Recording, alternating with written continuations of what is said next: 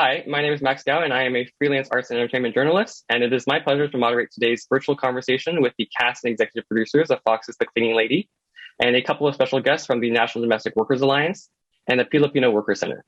But before we get started, I would like to remind you that The Cleaning Lady airs Mondays at 9, 8 central on Fox, and you can stream all of the episodes on Fox Now or Hulu. And without further ado, I would like to introduce all of our panelists for today. We have Elodie Young, who plays Tony De La Rosa, Martha Millan, who plays Fiona De La Rosa, Melissa Carter, who serves as the executive producer and showrunner, Miranda Kwok, who serves as the executive producer and writer, Aijen Pu, the executive director of the Domestic Workers Alliance, Aquilina Soriano Versoza, the executive director of the Filipino Worker Center. Thank you all for joining me today. Well, Miranda, I would like to start with you, actually, because The Cleaning Lady is based on the 2017 Argentinian series La Chica que Limpia, and it was a property that was actually discovered by the actress Shay Mitchell, who is also a first-time executive producer on this series. So when you first set out to develop the show in 2019, did you always know that you wanted to center a show on the experiences of undocumented South Asian immigrants? And how did you really approach this sensitive subject matter in the current social climate? What inspired me to adapt this particular project was because I wanted to create a show that has an empowered Southeast Asian lead and really have this unexpected hero in the lens of an undocumented immigrant. And so those were the elements that really excited me to actually adapt the show. So it was less about cleaning lady for the mob and more about how do we follow this person's journey and all the struggles that she faces and how does she end up surmounting those obstacles. Yeah, so Melissa, you joined the show later in the development process, but you've certainly been a great partner to Miranda in the entire creative process for the show. So as writers and executive producers, how have you really managed to strike that fine and delicate balance between telling a story that is really entertaining, but also still really grounded in the real life experiences of these undocumented immigrants? Yeah, Miranda and I have been working on this project for over 2 years. We actually went in, I was with her when she pitched it to Fox. So we started pretty early in the process. So we were able to develop the show together, which was really exciting.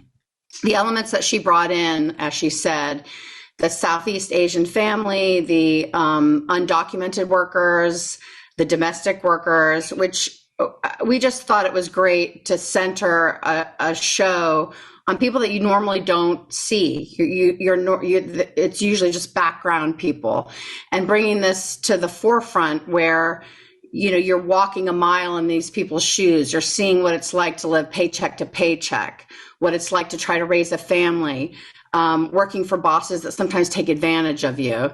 So this was a great way to raise the stakes of the characters and have it all be really exciting, and showcase people that you don't normally see. So that's what Absolutely. The representation is certainly something that I was really excited about when I first heard about the show, and to have an incredible lead in Elodie here. Elodie, I do want to ask you, because you're most well known internationally for playing, obviously, the incredibly fierce Elektra in the MCU, but this is the first time that you've been able to lead your own show in the US. So how did this project first come to you in early 2020? And what was it about this character that really resonated with you on a personal level? Well, I auditioned, like anytime I book a job, it's through an audition. So I got lucky to come in those ladies' room and do my thing. And then they offered me the part. So this is how it started really for me. And I think really what I loved about it, it's what just Melissa said. It was the fact that we were going to infiltrate, and people's home with this, very entertaining project, but really shed the light on people that we don't usually talk about. And I remember that was really very nicely done in the pilot with Michael Offer. We focus initially on this wedding, and then eventually we understand that it's about those two women, Fiona and Tony, and about these workers, so the people who are propping Vegas. So I thought it was quite brilliant to actually make something very entertaining and draw on people in this, in this very flamboyant world of Vegas, but really talk about those undocumented workers. Absolutely. And I know you actually helped to create the character in a way because you brought the name and you brought some different aspects, including Tony's cultural background. So can you talk a little bit about how that process came about and how it was so important to you to really bring that part of yourself to this character? Initially, the character was written for a Filipina woman. And when Melissa and Miranda told me that I got the part and they wanted to embrace my origins, my dad is Cambodian. Then immediately I said, well, we need to fix this. We need to have a name. So I think I sent Melissa a list of names that I thought would be suitable for the part. And then really I like Tony because she's my aunt, one of my dad's cousins, because my dad lost everyone during the genocide. But, Tony is one of his dearest cousins and my aunt. And I always loved this name. So that was one of the things that this is how it started, really. And then everything, I thought, talking with Michael Offer during the pilot, he wanted to know how we could have drops of her world. She comes with so little, but he wanted to establish who she was visually. And I thought that, Tony would bring her own faith with her. And I know that in my family, it's been something very important. They came with nothing in their suitcases from Cambodia, but they came with their faith. And that is something very strong in my family, in my dad's. And not faith, not so much, but I wanted for Tony faith, but for my dad, it's more like a tradition. It's like, he's been taken away from his country, but he kept a little bit of the roots with him. And Buddhism is very much part of, his culture. So I wanted that for Tony. And just, now it's been a lot of conversations with the director, the initial director, with Miranda, with Melissa, to really make this character as authentic as we could. Absolutely. I definitely love the quiet strength that all Asian parents seem to embody, especially Tony and Fiona. But just for Aquilina here, you spend your days organizing and building power for immigrant women like Tony and Fiona with the Filipino Workers Center. So how important is it for your members to see themselves represented on screen, particularly if they might feel unseen in day-to-day life? It really blew me away to actually see the characters, because these are like the titas who are our members, and that both really embody the spirit that they're like living through so much hardship, and just to visualize like being undocumented, also just what that does to your life overall, and the types of fears that it puts on yourself and your family. And, so just to see that and even in the immigrant, space, we don't often see ourselves, it's often just the Latinx community. So, and this is a story that is so huge in our communities in Southeast Asian. I mean, there are so many undocumented Filipino workers, and often are not seen at all. But to see this, in this show, there's so much authenticity. I just vibe so much of both the vibrance of how they're going through this hard life, but also finding joy and also having strength, strength and compassion for each other, and finding solidarity and, together. I think the characters are so rich, and it's not just side characters, right? This is centering them. And it's so amazing to see, because we see the amazingness of our members, who some of them are labor trafficking survivors. Some of them are just, dealing with making $3 an hour, and trying to support themselves and their families. And so to see it actually like this is so moving. And I know my members are just also, they really feel it, because there's, especially with all the anti-immigrant sentiment over the last administration, and and all the anti-Asian hate that's happened as well. It's really been traumatizing, and so to see us as a part of the narrative of America, even of, Las Vegas, where if you live there, anytime, there are so many Filipino workers and South Asian workers actually there as well. So it's amazing, and it means so much. I just love the characters, and I love the story, and I just want to thank, the producers, everyone here for doing it so well. Yeah, immigrants are the fabric of the world, really, of America. So it's really important to shine a light on them. And iGen, more than a third of domestic workers were born outside of the US, many of whom are undocumented. And this series really challenges the dominant and somewhat dehumanizing narrative that domestic work is simply unskilled labor. So what are some of the unique challenges that undocumented folks really experience in the domestic work sector in particular? Well, Max, one of the things that a lot of people don't realize is that domestic work is the part of our economy with the highest concentration of undocumented workers of any industry. So when we talk about immigrants and where they are, they're not only are they everywhere in our economy, but they're also right in our homes, doing the essential work of caring for the most precious aspects of our lives, our families, our homes. And in terms of this, the unique challenges that undocumented domestic workers face, if you think about the context of domestic work, there is such a severe power imbalance between employers and workers because you're usually isolated inside of their home, right? Hidden behind closed doors. There's no other coworkers usually when you're there. And there's a long history of exclusion from labor laws and protections, and our culture has really devalued this work so much so that it's referred to as help. It's not even seen as a real profession, the profession that it is for millions of workers. You layer on top of all that vulnerability the fact that you could be fired at any moment. There's no job security. And you could not only be fired, but if you're undocumented, you live in fear of being reported to immigration. So you could, on your way to work, get picked up by immigration at any point. On your way to dropping your kids off to school, you could be picked up and separated from them permanently if you're undocumented. And then when you're at work, you're not only afraid of asking and asserting your rights because you might lose your job, you're afraid to do that because you're afraid of being reported to immigration. So you just live in constant fear of being separated from your family and your home here in this country, in addition to all the other fears that come with having very little power in your job.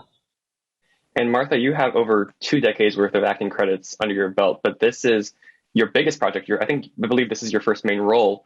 And it happens to be on a series that explores the emotional and situational challenges that many undocumented families face when children and their parents have separate or very different immigration statuses. So how familiar were you with the intricacies and the loopholes of these regulations? And how did you ultimately prepare for Fiona's arc this season? For me, I actually watched the documentary on Netflix, Undocumented, and I just really wanted to delve into the lives of families who were living, as Aijen had mentioned, the constant fear of everything, of losing their family, losing their jobs and everything. So I wanted to base a lot of my choices with the fact that first and foremost, I'm a mother, and at the same time, just how I dealt with such extraordinary situations of being undocumented. And at the same time, it was definitely challenging because just kind of watching the lives, them living a normal life, but with that constant fear, how do you find that stability? And so for me, I really wanted to focus on the uncertainty, the instability by layering it with just so many other things Fiona was dealing with. But it was, I think, in terms of being a mother and then the relationships that you have in the families, how it affects everybody else as well, was so important for me to ground my choices during those scenes. So that's kind of how I approached that. I mean, I know there were definitely so many other things that I could have researched with, the administration, et cetera. Definitely that was in my mind. But when it came to the script, it was all about family and it was all about just what they're going through each day. And if you think about it, for me, I really wanted to just strip away the labels of whether you were undocumented or a cleaning lady or, a mobster. It was just about how do you deal with life for your family and do the best that you can. And so obviously under those circumstances, but I just wanted to base my choices and expression through that. And even if the stakes on the show are heightened and dramatized, obviously for television, the first four episodes of The Cleaning Lady have not pulled any punches when it comes to depicting the seemingly impossible situations that many domestic workers face, particularly those who are undocumented, when it comes to providing for their families. But I think it's fair to say that the fifth episode is the most emotional, most visceral one yet. So Miranda and Melissa, where did the idea for this next episode come from? And how did you ultimately approach that difficult subject matter in the writer's room? Well, actually, in the very early stages of the development, it was the time when there were these awful, unprecedented ice raids happening across America. And that was in early 2019. And there was actually a particular moment. It was the first day of school in August.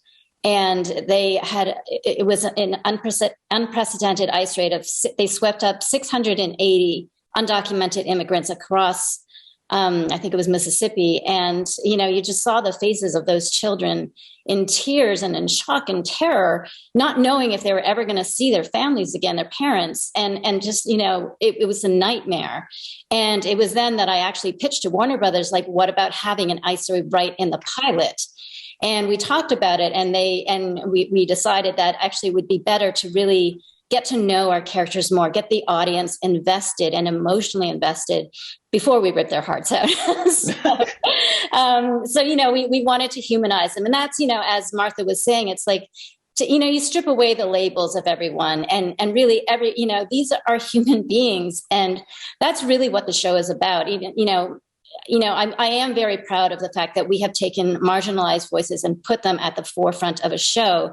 But really, it is about humanizing them and showing that, we're all people. We're more the same than we are different. We all have our hopes and dreams and fears. And, unfortunately, a lot of these people are forced to live in a way that they're not choosing to and they don't have resources, they don't have the help they need, but they do have family, and that's what really binds them. So to answer your question is the ice raid actually came in early because it was happening because of the administration at the time, and so that was a very important thing that we wanted to put into the show. And we're really hoping that people connecting with the characters will start to look at this topic differently. A friend of mine who I went to college with, they were just out here visiting, and her husband said to me, "We're really enjoying the show." And I have to say, as a Republican, I'm very against immigration and open borders, but I really don't want to see these characters get deported. I really don't want to see, like, he's starting to see this through the point of view of falling in love with the characters, which is the whole point of television, that you break through the political slogans and barriers and all of that, and you start really identifying, and like Miranda said, you fall in love with these characters, and you don't want them to get deported. You want them to be able to, you want Chris to have a path to citizenship, and that's all that Fiona wants for her son. So that's the whole thing. It's just identifying with them and falling in love with them. And I think we hope to change points of view through just falling in love with these characters that we've created. So. Absolutely. And for Elodie and Martha, when you first signed on to this project, you probably suspected in the back of your minds that you would have to examine what happens inside these ICE detention centers at some point, because the threat of deportation is one of the darkest clouds that looms over both Tony and Fiona throughout the first 4 episodes. So how did you both prepare to shoot this pivotal 5th episode? And how did physically being inside those cages ultimately influence your performances? I remembered watching a clip. It was somewhere in Congress, someone showing a video and a clip of those, I think everyone watched it, of those kids, screaming, and the sound of, like, the image is horrific already. You see the cages and it just looks really cold, but then there's the sound of it, and he is just like playing this, and then this had a real impact on me, just like watching this video. But I think, I don't think, for my approach of my work as an actor, and in order to be as much open as possible, I didn't want to anticipate anything. I think those people have to be reactive, because no one's ever prepared for such a horrific situation. And I think it did affect Martha and I emotionally on a level that we haven't been affected before, because we were in a cold space, in cages, surrounded by women, far from our kids. I mean, everything was so believable. In terms of preparation, there was no real preparation, but coming with an open heart and just let it affect us. Because I don't think any woman, man, mother, father can be prepared for something like this. And as much as I have watched those documentaries and videos and read the news, I think, I don't know, I can't even grasp the depth of their pain. You know, there was no preparation, just let it rip and let it hurt me, because this is what it does. It hurts people. With what Elodie said, I think like it was just being on set that you're viscerally affected and just emotionally impacted. But going back to the family situation, I think being separated from Tony was something that really affected Fiona, and I really wanted to make sure that was just, I guess, experienced in a way that it would show how, as Elodie mentioned, how it hurts people, how it separates families. And this is not about just, laws and regulations. This is about human lives and just how it affects people. But also, in terms of preparing, it's just how do you prepare for such a circumstance other than just really living it and being on set, for those couple of days. It was extremely emotional, and just the actual touching of and being patted down was enough for me to realize that my rights are being violated at this point, or I had no right at all. So, yeah. And that you're being treated like a criminal. You're literally being treated like you're being put in a prison situation. And we tried to show, how chaotic and disorganized it is. It's how easy it is for families to get separated, because there's no preparation for suddenly being yanked out of your workplace, or like Aijen was saying, dropping your kids off at school, or going to the grocery store, or going to the doctor's office. You just never know when it's going to happen. So to communicate and keep families together, and to keep the communication when you don't have any rights, when you've been stripped of those rights, it just must be incredibly frightening. And we wanted to capture that experience of just like suddenly a trap door is you're just plunged into complete chaos and not understanding what anything is, because you're not given the same rights. We had a lot of research done in the writers' room. We have a great room of writers who are very invested and very detail oriented and careful of how these stories are being told. And Eddie Soriano in particular wrote this episode. It was very sensitive to the topic, but a lot of research was done about how you're not even referred to by a name. You're given a number. You don't get a phone call necessarily. Like maybe if you're lucky. And, but at the same time, we wanted to show as much as, this is going to rip you away from your family and from your home. We wanted to show that, Fiona was mindful enough to prepare and to prepare her children, so that if all of a sudden she disappeared, what is the procedure? And we wanted to make her smart and show, have her kids know, okay, there's the red card that we can use. If somebody comes knocking at the door, you slide it under and it says, I know my rights. I do not have to open that door. I do not have to speak to you. I have the right to remain silent. I have the right to an attorney. So all those little details were very important for us to convey in the episode as well, so that, if this situation happened to people, that they could also learn something from it too.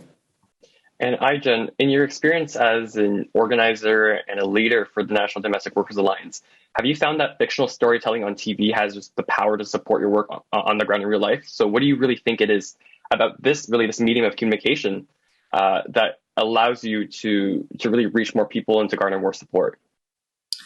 I think there's something really unique about seeing these dynamics unfold. And among people who you get to know and build a relationship with. And I think what Melissa said in terms of wanting people to fall in love with the characters and have a real relationship with the character, be able to identify with the character as a mother, as a sister, as a family member, and the fact that the characters are whole human beings that are complicated and interesting and quirky, and it makes everything in our two-dimensional world that gets flattened by inequality and injustice sometimes, it kind of brings things to life and helps people understand that this work is dignified work, and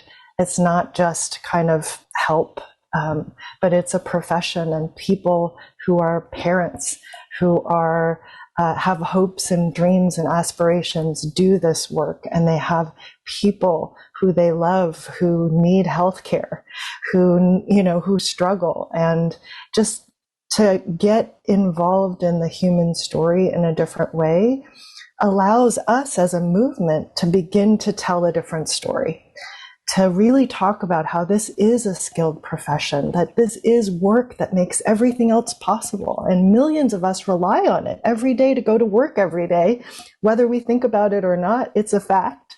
And that the people who do this work are mothers who have risked incredible things just to give their children a better life. And just that story, the fact that this story exists helps us, opens the possibility for our movement to tell a different story. And ultimately, until we change the way that we think and feel about this work and the people who do it, you could pass tons of policies and not actually change the dynamic for the women who do this work. So it's really critical that this storytelling is happening, and it gives us a ton of leverage in what we're trying to do. Absolutely. And Aquilina, the on-screen depiction of these very difficult realities and circumstances is certainly very important, but the people who might see themselves in people like Tony or Fiona might also want to know to whom they can turn for more assistance, more support. So what kinds of resources are organizations like the Filipino Workers Center and like really providing for these individuals like Tony and Fiona who are facing potential deportation and family separation?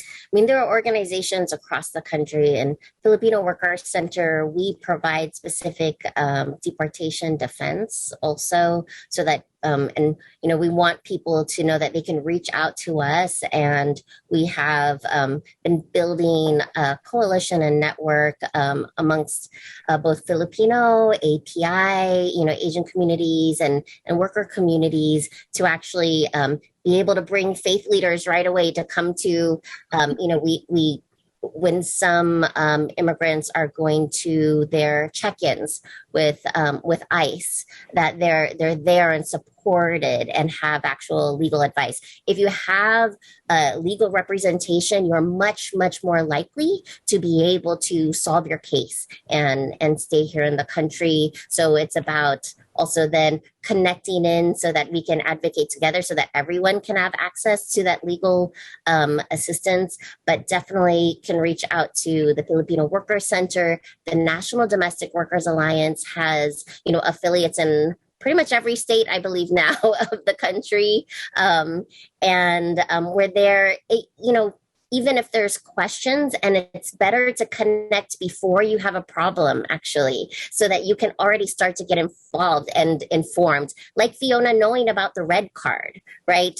You want to actually be connected into good networks, to be connected to organizations that have good information, because sometimes the words that the advice you get from just people is not always the right information, right? So it's important to be really connected to organizations that can help you prepare and also provide that solidarity that we saw, that the characters coming together provided support for each other. But if we build that on a larger scale, that's what we're doing, not just your family members, but a larger community that's there to support you, then we can actually, identify if you actually have a solution to your immigration status. Maybe you are actually a human trafficking survivor and you didn't know it, and if you're, and you know that you have support, you have a plan, and then you can also come together to advocate to make changes in our broken immigration system as well.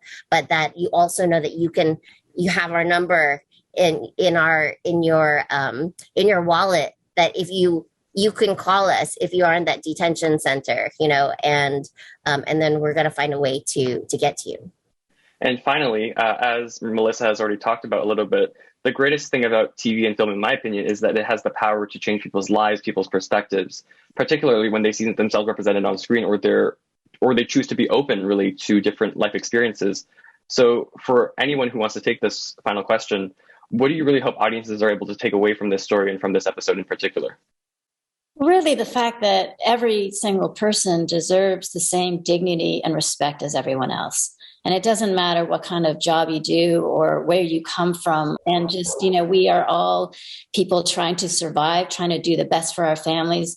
What's important about this story also is that Tony isn't trying to choose a life of crime. There are a lot of people who end up in a life of crime because they didn't have any other choice, or all their resources were taken from them. And so, every choice that Tony makes is a difficult one.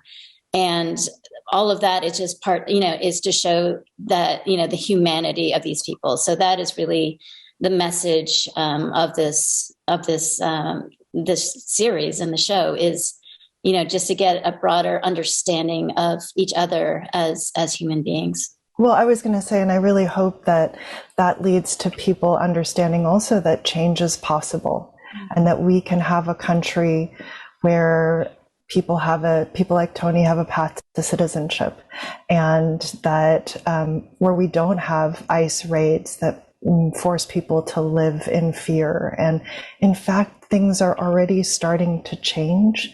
The immigration enforcement policies of this administration are changing to focus on abusive employers as opposed to targeting undocumented workers.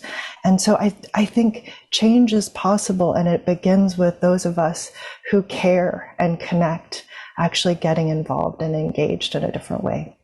Yeah. And what Fiona is going through, the fact that she's been in this country for 15 years and there hasn't been a clear path, that the fear of even reaching out for help prevents people from finding out more information. So it's great that you have this organization that is organizations across the United States that can help and outreach so that people know what their rights are, and that there is a path to citizenship. It's so important to get that get the word out. So thank you for all the work that you both do, Jen and Aquilina. Thank you. And thank you to everyone. Thank you to all of our panelists today for this lovely conversation. The Cleaning Lady airs Mondays at 9/8 Central on Fox, and you can stream all of the episodes on Fox Now or Hulu.